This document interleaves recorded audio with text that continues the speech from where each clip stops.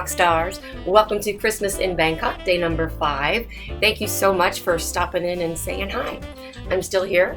I'm still here in the same little corner of my condo here with my crackling fireplace going and Santa here watching over all of the festivities.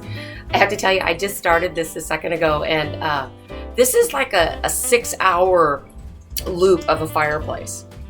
It came to the end, so I'm watching it. I'm going, look, and I still have my fireplace going, and it came up with the end screen with the end tiles.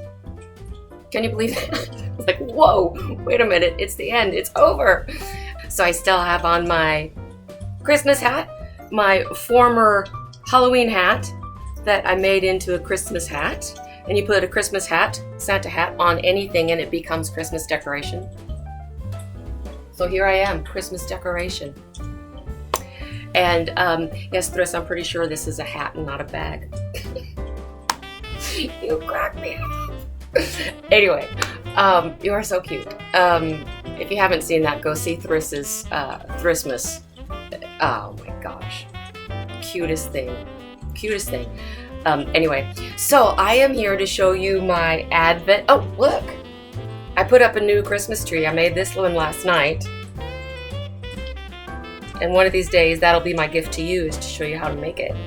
But I made one that's not gonna fall down. And I had lots of good hints on trying to get my other tree to stay up. The problem is, it's not the sticking on the wall business. I do have command strips, and they have lots of things here to stick on these concrete walls because everything is concrete because of all of the flooding and whatnot. It was the problem of having something that would stay stuck to the chenille yarn. That's the deal. So anyway, I finally gave up on it. So I made another Christmas tree. I like this one better anyway. And I have some of my, ornaments that I made during Deck the Halls in July. And I put those up. Yes, very festive. So I'm here for my Advent that I purchased through an LYS here in Bangkok called Mind by Hand. And she was wonderful enough to wrap each one for me. I went in, like I said before, I went online to her store online. And well, yeah, you'd go online to a store online. Sorry, redundancy. So back in the beginning of November-ish, I put 24 items in a cart and then left it there because I was still kind of looking around for an Advent to do. And then I decided, you know what, I'm not going to pay for all of that shipping. I don't want to leave that big of a footprint. You know what I mean? So anyway, so I ordered from the LYS in Bangkok and just went out there, didn't look again at what was in my cart, and said, please send those to me, and if you would please wrap them. And she did. Thank you, Mind. I really, really appreciate it. This is so much fun. So some things are yarn, some things are tools, some things are doodads. Do we want another doodad? What's this doodad? Brown paper bag, or brown paper, plain brown paper. I'm trying to say. Let's see what this is for number 5.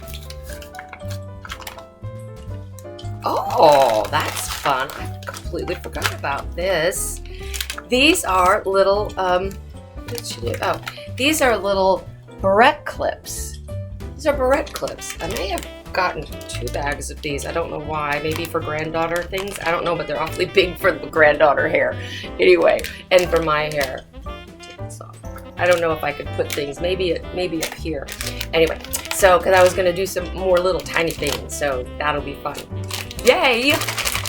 Barrettes in my. Oh, this is what I had in mind way back when. I loved using these barrettes, and I was missing having all of my old hair stuff when I had, you know, hair. I miss having that around here in Bangkok. So I got some of these because I'm gonna make some barrettes, but they're great. These kind of barrettes are great to be a shawl minder or a shawl holder. You know, you put a triangle shawl or a long rectangle shawl around your shoulders to wear inside to keep your shoulders warm from the AC or something, and you want to hold it together. So yeah, that's why I got these. This is gonna be nice. So that's my gifty to me I have a gifty for you.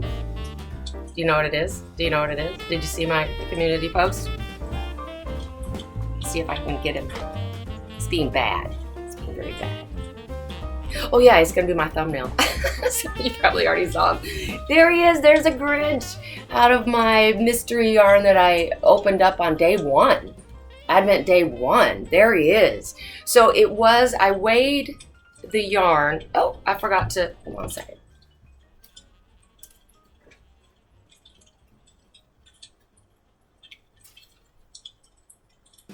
This is what I have left. So I don't know what I'll do, but this is what I have left. I tried to work with the yarn. I put it in with, and then I separated out. That's why it looks so skinny up there. So that's, I used a 3-ply, like a 2-weight, maybe a 3-weight milk cotton green to go along with it. And I thought, well, maybe I can just do it with like a 5mm, or try a 5.5mm hook. Nope, I couldn't feel the stitches well enough because this is some hairy stuff, man. And that's a itty bitty little skinny strand in there that it's put together on. So I was trying to use a 5.5. That didn't work. So I went to a 7. That didn't work. I went to an 8. It was okay. It was okay. I went to a 9mm. To be able to feel it, you know, this kind of novelty yarn, and it is, it's not just a little novelty, it's really a novelty yarn. It's hard, you can't see the stitch, and so the only way to work with that kind of yarn is to feel it, and to be able to feel the whole thing, at least for me with my fingers. I don't know how y'all are, but I can't really feel where the stitch is unless it's a pretty big loose stitch. So luckily it's pretty fluffy, so when I filled it with the polyfill, you can't see. Now I didn't fill the arms because it's quite full. And so I knew when I started making it, there's no way that I was gonna be able to make the whole thing with, I didn't even finish saying, this was a 100-gram ball, I believe. Less than 100 grams, more than 50, more than 75. It was either 85 or 95 grams. That was not gonna make the whole Grinch. It's a mini Grinch. He's still not full size because, you know, Grinch in real life is much larger than this. But the mini Grinch, I will link in the description box. There are 2 videos, part 1 and part 2. I can't remember the name of it. Country Animals, something like that. Anyway, but there's also a blog post that I will link that has the written instructions. You just, you know, scroll through the ads and stuff. I don't mind that at all. But I will link them all down there.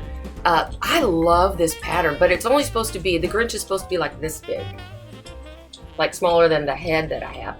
This pattern is amazing. The shape that she gets, his head is a little flatter on the back, then on the front, it comes out with the nose. The shape, this pear-shaped head is so perfect. And his hips, that's the way he's built. This is so perfect. So whether you do a little tiny one, actually started doing a little teeny tiny one with just the 2-weight, 3-ply milk cotton. I was just gonna make a little tiny, I still might make a little teeny tiny one, but I wanted to use this yarn. I just love him. I made him, she made him with the eyebrows up and a little happy Grinch. I gotta make a Grinchy Grinch. So I made a Grinchy Grinch. I know. No, I'm just kidding. He's not so happy, but I don't care. I don't care. He's shaped so well. So I thought, well, you know, he does put on a Santa suit in the story, don't ya? Yeah, okay. So he put on his Santa suit, and it's a little too small for him. It's kind of skin tight because he did the little sewing. And that's the suit he came up with. That's my Grinch. That's my Grinch. So my gift to you is the most fabulous Grinch pattern ever. And I have it linked down below, both in video and written format. And it's free. Merry Christmas to you. My gift to you. Have you gone out to buy a gift for yourself? I hope that you have. I hope that you have, and I'm gonna say that's my. I'm gonna say Christmas.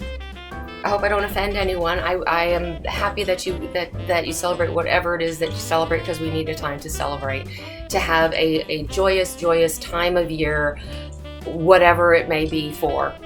If it's just celebrating the month of December, like I've said, it's great. So happy to you, happy to me, happy to everyone, and yeah.